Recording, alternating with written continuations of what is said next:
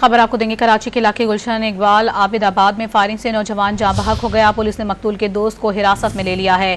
یہ کیا معاملہ ہے، جانیں گے ڈان نیوز کے نمائندے محمد بلال سے۔ محمد بلال بتائے گا کیا تفصیلات سامنے آ سکی ہیں اس حوالے سے؟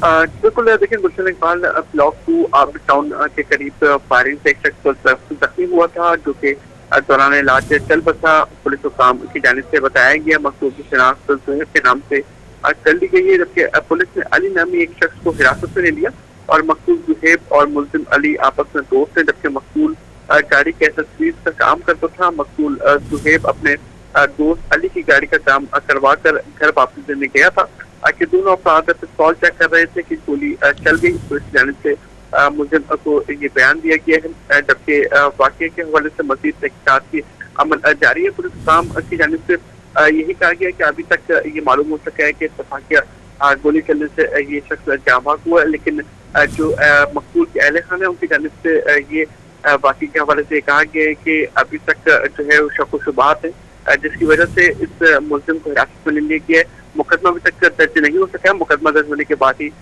ملزم کو گرفتار کیا جائے گا۔ ابتدائی تحقیقات میں یہ شبہ ظاہر کیا جا رہا ہے کہ اتفاقاً گولی لگنے سے زہیب کی ہلاکت ہوئی ہے۔ مزید اس حوالے سے تفصیلات بتا رہے تھے بلال، آپ بہت شکریہ آپ کا۔